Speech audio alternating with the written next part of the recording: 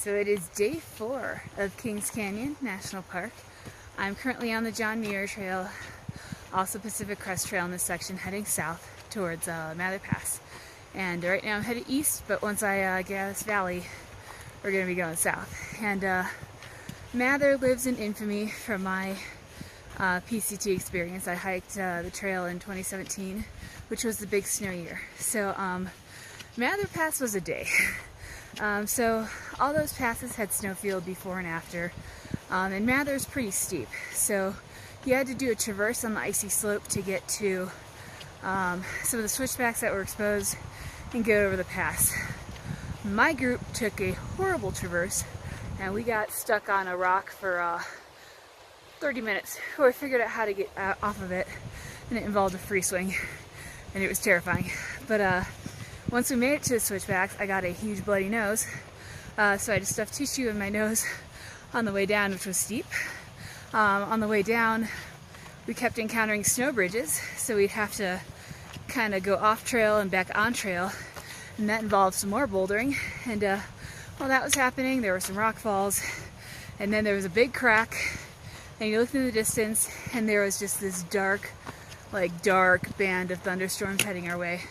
We were way above tree level, so we ran as much as you could across the last part of the snowfield, ran down these switchbacks into this valley, and those switchbacks were flooded about ankle deep in some places, and then maybe calf to knee deep at the bottom, and we were able to outrun the storm. But it's one of those things where every time I have a challenge, especially out backpacking, I always say, well, it's not Mather bad. So there's not going to be any snow in Mather, so conditions should be very different, but still makes me a little nervous to approach this pass again. So that's what the majority of the day will be. It's me trying to get up to Mather because it's a 12,000 foot pass, and then we'll see how the day goes after that. Got another deer on the trail. This one's got some nice horns. These guys are way too used to people. This trail sees a lot of people. Hey, buddy. Yeah, just get off the trail. Go. Why are you coming towards me? Beautiful horns, though. Look at that. It's a beautiful deer.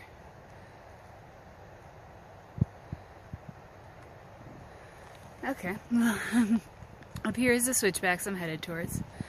There's the deer again, and then looking back this way is the valley I'm climbing out of. You can see some glaciers, what's left of glaciers, way in the back there. I headed to the switchbacks, which were partially flooded last year. And more deer. Got a boy and a girl. So a lot of people come through here, and there's no hunting. So these guys are not afraid, apparently. But more deer. Pretty much the same view, just higher up. And you can't really see the waterfall right now. I think there's another one down there too. Yeah, way down there. Maybe that's a baby. Hold on. Oh yeah. There's a fawn down there too. One happy little family. Oh, little guy down there too. They're everywhere. Alright. Well, lots of deer. Still heading up. Well, it looks like I made it to the top of those switchbacks. They were not flooded this time. There was a little bit of drainage in a small section, but nothing like ankle deep like it was last time. This is looking down into the valley that I just came from, that I walked part of yesterday and then this morning. It was a big climb up. I am over 10,000 feet in elevation right now, which is why I'm having such a hard time talking. That's usually when it hits me.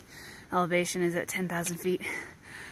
But still on the trail, and now heading up into high country.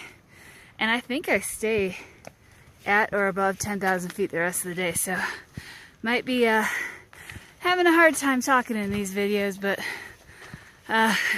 Should be really pretty scenery. And this is what it looks like walking through the high country. It changes really fast. It's kind of another world up at this elevation, but it's cool. And there's no gnats up here, so that I like. Got ourselves a high country waterfall. It's gorgeous, and that flows all the way down into the valley. It's kind of walking up near it, but very pretty. Well, this is gorgeous. These are the Palisade Lakes, which I did not get to see last year because this was all white. So this is pretty cool to see what this place looks like when it's not blanketed in white snow. But still got maybe just under 4 miles to the pass itself and a lot of elevation gain. Nice clear water though. Beautiful.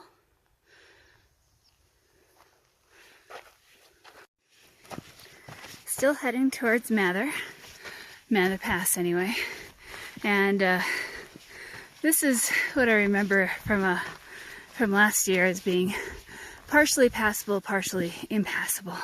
So I'm in between the two Palisade Lakes. Here's the other one that came from way over there, and as you can see, it's kind of steep and bouldery. So we'd hike part of these passable sections and then have to climb up these boulders to a less dangerous spot. But I'm not really a rock climber or a boulderer. I don't do either of those things. So that was pretty tough for me. But now that the snow is melted, this is really pretty. I could hang out here all day, but I do need to get over Mather and start heading towards Pinchot. But nice section to hike.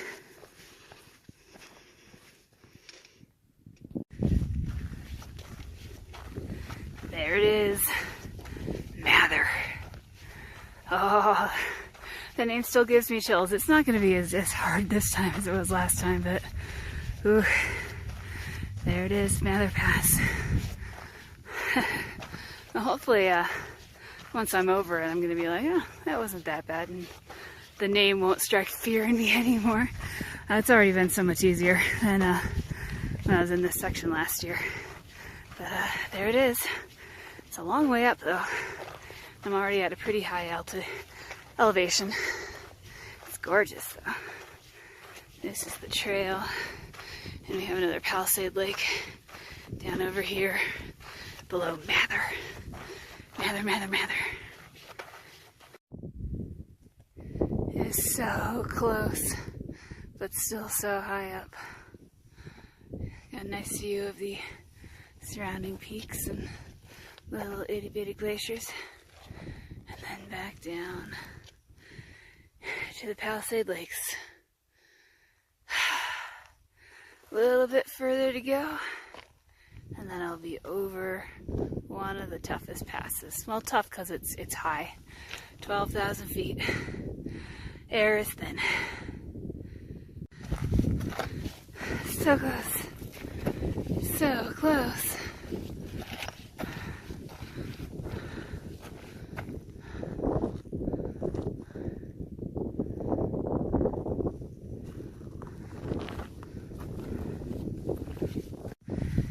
Made it.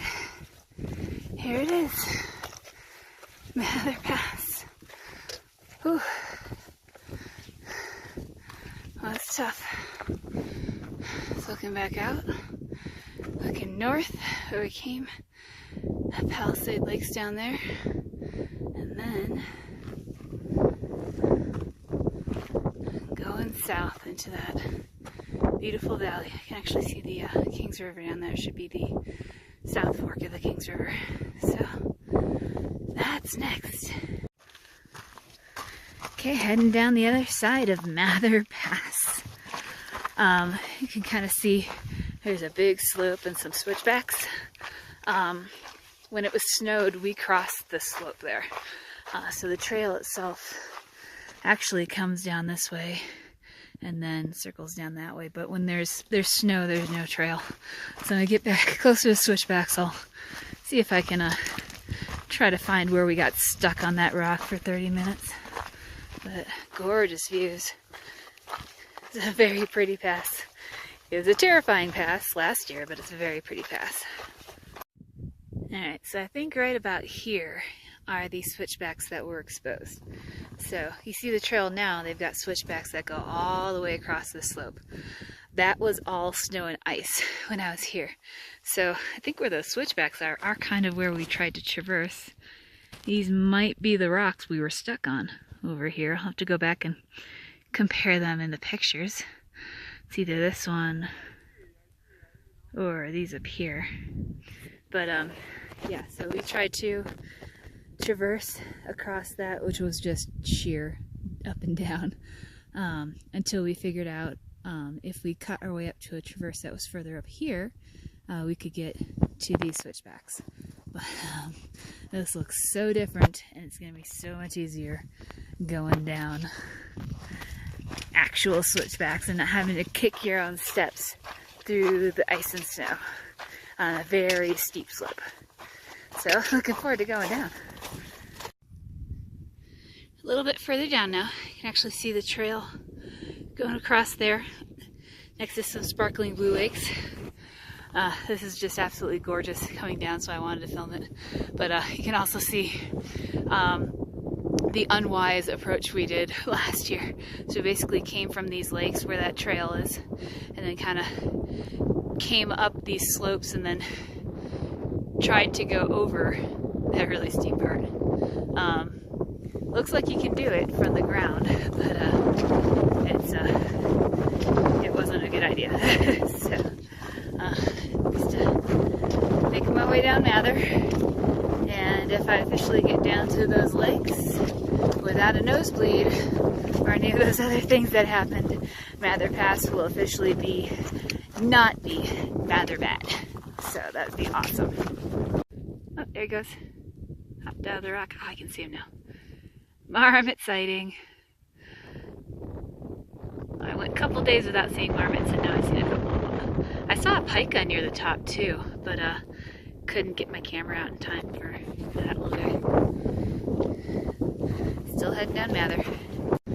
More marmots. Marmot enjoying a scenic viewpoint right here.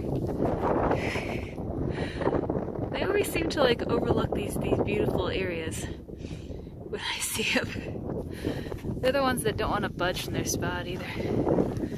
You picked a good spot, Marmot. It's probably got his den under there. Alright, I'm gonna call it. I think this was about where we were sitting before we started making our bad decisions. I have successfully navigated Mather Pass, and it has not been Mather bad. No nosebleed, no thunderstorm, nothing. But from this vantage point, I can kind of see what our thought process was, because we made it from here, and remember this was all covered in snow, so it was all white, and I think we thought we could have kind of slowly made our way up in elevation by doing a traverse this way. It just didn't work when we got to that bowl where the pass is. So, not Mather bad. I think I can actually see the next pass I'm going over. I think this is Pinchot right here. So, it dips down. So I've got downhill for a while, and then I'll just do as much of that ascent to Pinchot as I can today, and then hopefully hit it early on in the morning tomorrow when my legs are fresh. Currently walking a more treed section right next to the South Fork of the Kings River. This is kind of upstream, one of the tributaries. I didn't get to walk this last year because the creek crossing was too dangerous. So what my group did is we just made our way up the other side there, just up until we got to the snowfield that made it to Mather. One of the people in our group had actually tried to cross upstream of the crossing and had gotten swept down and lost a bunch of his stuff, so he had to stick with us till next exit point. And that crossing actually took the life of one of the thru hikers last year. So it's going to be interesting to see what it's going to look like now. I know 110% it's not going to be anywhere near what it was, but It's a crossing I definitely remember because it was just like a wall of white water. But getting to that in about 1.5 miles. I hear water. We must have reached the crossing of the South Fork of the Kings River. My goodness. Oh, this is so different. Like, the topography looks different because it was all underwater. Like, I didn't see any of these rock islands in the middle here. This was all white water. Obviously now it's totally crossable. But this was deadly last time I was here. Well, time to get across. It's not gonna be an issue. Wow. For real though, this is amazing. This is totally different. I got these little steps here too. I'm most of the way across and I have not gotten my feet wet yet. I mean, here's the edge right here. This is crazy. It just shows what a rough year I did the PCT in. It was a huge snow melt. Anyway, moving on. Gaining an elevation again. It's getting hard to breathe. It's also kind of late in the day, but this is what I've been walking through for a while. Nice forested area with a bunch of boulders. Again, just gonna see how close I can get to Pinchot Pass, because you know, closer I can get, you know, the easier it'll be to get up it with fresh legs tomorrow. So just hiking through the woods.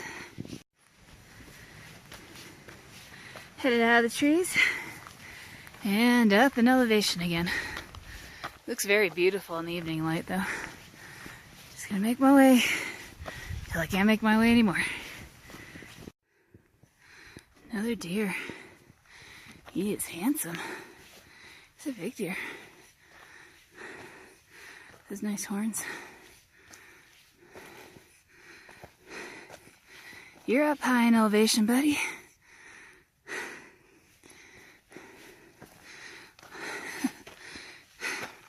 These deer hike the trail too. The ones this morning were going up the switchbacks a couple of paces in front of me. These guys kind of do the same thing. Another deer. So originally, somebody pointed this out at Mather, and he said that this was Pinchot Pass. I'm pretty sure it's this one up here.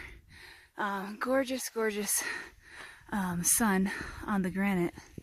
However, this is concerning. That looks like a fire. Not good.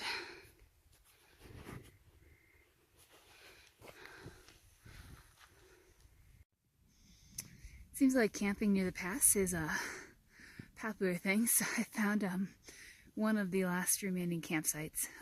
It's a single tent campsite, thankfully. It's less than 2 miles to Pinchot Pass, so this is the end of day 4. Tomorrow we have the pass and heading down the Woods Creek Trail.